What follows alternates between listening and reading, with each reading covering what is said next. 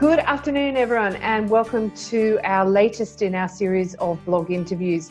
I don't know about you, but we've dealt with hundreds of businesses over the years, and what we do know is that a very, very small minority of businesses actually have a great understanding or handle about their cash flow.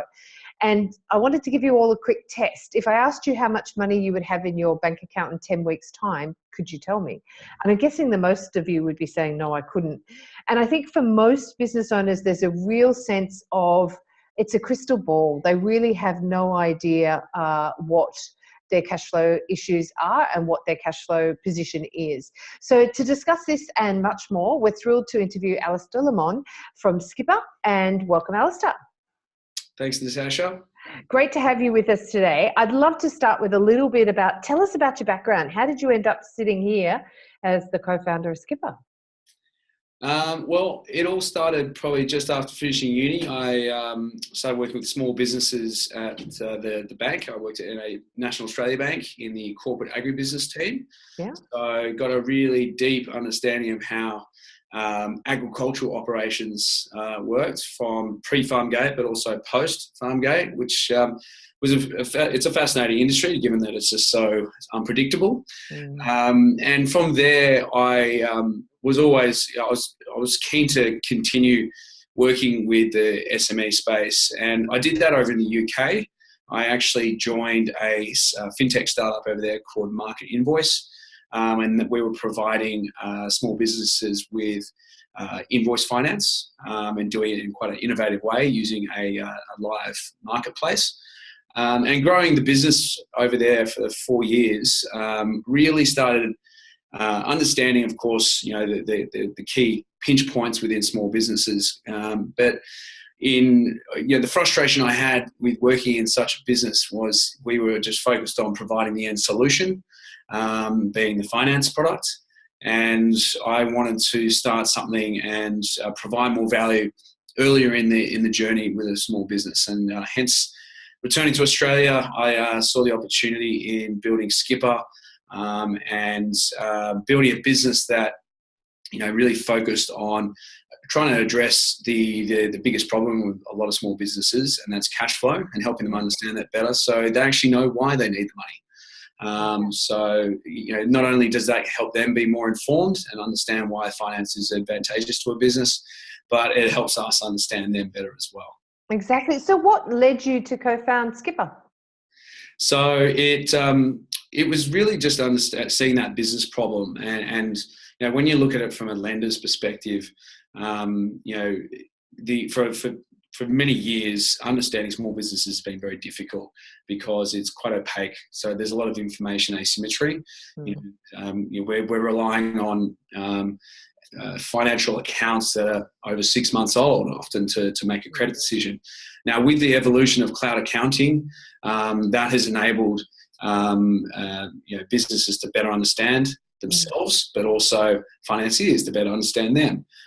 So I saw that, that movement really kick off with Xero and really far more aggressively down in Australia. So I returned home from the UK and built the business 2.5 years ago. And we are a fully cloud-based platform that makes the most of that live connectivity with the accounting software.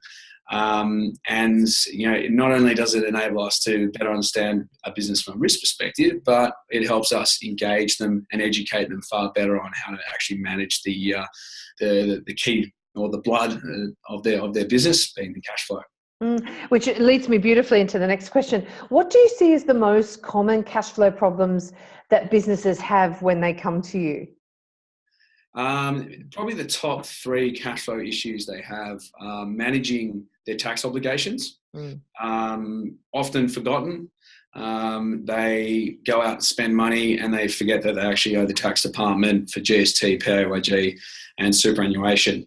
So more often than not, they come to us, connect up to our tool, and they've got tax obligations and they're in repayment plans because they've mismanaged that. Second would be actually their collections, so dealing with their customers. Now, Australia, we have a systemic problem in the sense that there are many industries that have large corporates that control that, are at the top of the supply chain, and that leads to very extended payment terms. And not only are the payment terms extended, but also a lot of small businesses don't actually manage the process of getting paid very effectively and in a systematic way. So more often than not, they're coming to us and we're seeing that they are managing that process in a very ad hoc manner. And really they need to be far more systematic in how they do that. So, that's why we engage and we try to help them understand the importance of that and the impact of having best practice cash flow, more collections management. And then the third would be actually finance. They are using, short-term painkiller solutions. They're going to credit cards. They're going to more expensive unsecured loan first, drawing on that quickly to solve the immediate pain, without thinking about the medium to long-term ramifications of those more expensive finance facilities. And so sometimes we are trying to help them figure out how to get out of a certain leveraged position and bring down their cost of funding, because debt is good for a business if it's just managed in the right way. And it's the right kind of debt. One thing you said really stood out for me, and I know when we started, we used to, charge a client for whatever work we were doing, and we'd get started on the work and wait for the invoice to be paid. Well, guess what? That invoice just rolled out and rolled out, and we were doing all the work, and we had no money to pay ourselves or our people. And one of the best things we ever did was we said, well, we need the money up front, otherwise we don't do anything.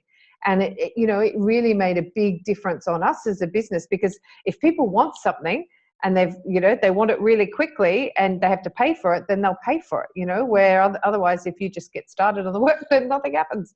Yeah, you're so right. And I think that's where a lot of small business owners really got to back themselves in that product that they are selling. Like, they're very passionate about that product. So that should be reflected in the terms of trade they negotiate with their clients. And that means, if they do that better up front, it means the collections process is going to be far more straightforward. That, unfortunately, is not always going to be the case when you're working with the bigger end of town. We can't always do it. Nation, you don't have the control or the power to demand Woolworths to pay you on 7-day terms. They'll push you on to 30 or 45 or even 60-day terms. So in those situations when you don't have that luxury, you need to look at alternative solutions, and that's where products like debtor finance is very effective. So tell me, what are the issues if we get cash flow wrong as business owners? What are the risks? Well, I think people underestimate how important cash flow is, and they forget about what cash flow is. They just look at their P&L first, and they go, "Yeah, I'm a profitable business because look, my accounts, I've got profit at the end of the year." Now, that doesn't mean you're actually a solvent business. Your cash flow is going to be fluctuating significantly, and if you've got a mismatch between your customer payment terms and your supplier payment terms, that cash gap can pretty much mean that you're trading insolvent. And when you're trading insolvent, that means anyone that you owe money to has the right to actually put you into administration in order to get their debts collected. Now, that could be suppliers of yours, that could be current funders. There are ramifications of that. So it's important to always keep on top of your cash flow. As not only do you have external stakeholders, setting expectations, internal stakeholders, like the stress and impact that has on internal culture is huge. Like, if you're struggling to pay those end of month wages, of course, that's not going to be good for companies. No, not at all. And they'll be very quick to leave. And it's your top performers that go first because they know they can find another job. So if we were to talk about that in a bit more, what are some of the steps that our listeners could take to sort of, I suppose, prepare to better and avoid some of those cash flow pitfalls? I think the first port of call is to actually work closely with your accountant and bookkeeper. They are instrumental in keeping you ahead of the curve. They are reconciled, like a bookkeeper especially is looking at your accounts on a weekly basis, or they definitely should be. Be done on a monthly basis. Your account reconciliations within your business should be looked at least weekly. And you should be engaging them and getting them to give you a clear understanding of when key payment demands are coming up. Now, that is usually done through building out a cash flow forecast. Yeah. A lot of people think, looking up cash flow is as simple as looking at your bank balance. That is very short-sighted, because that represents what's happening right now and today, but it doesn't represent what's happening over the next 30 days. So tell us what your product does. So Skipper, we are tackling that problem head on, and we're trying to visualize that next 30 to 60 days in a very digestible manner through a live cash flow forecast.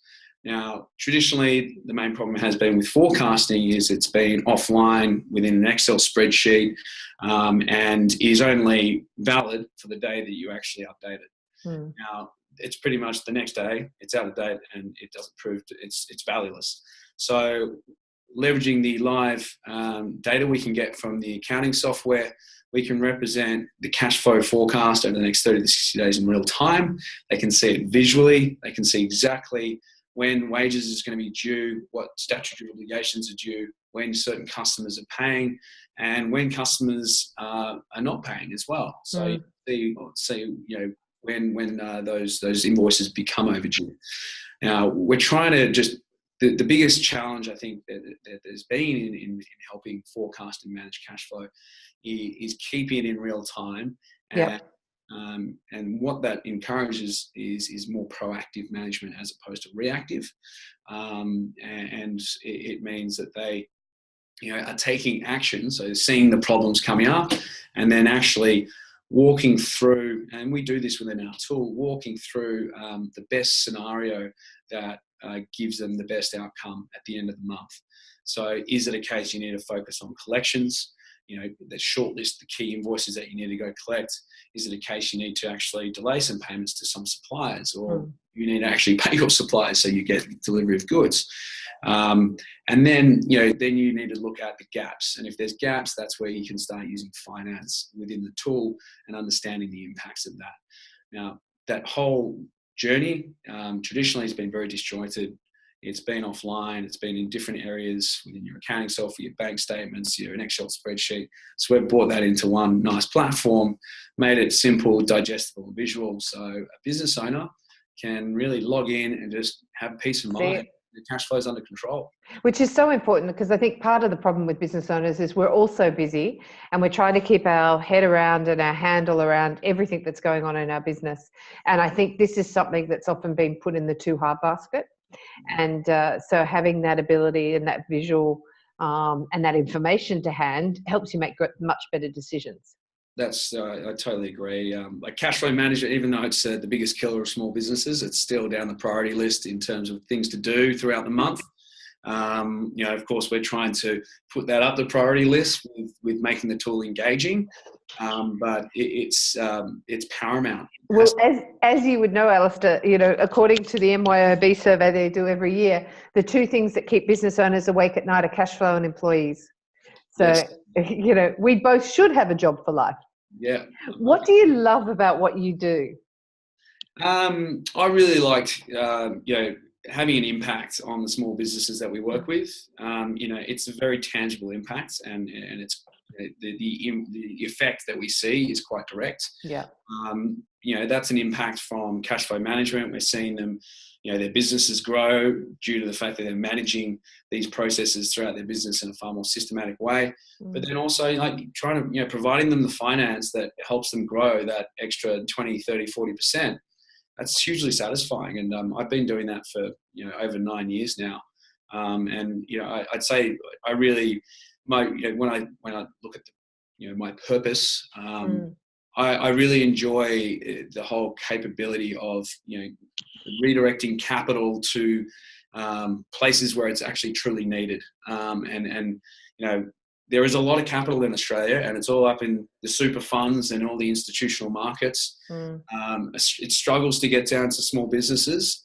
I get a lot of satisfaction in building out, technology and capabilities that, channel the money to the right place. If someone wanted to get in touch with you, Alistar, how could they do that?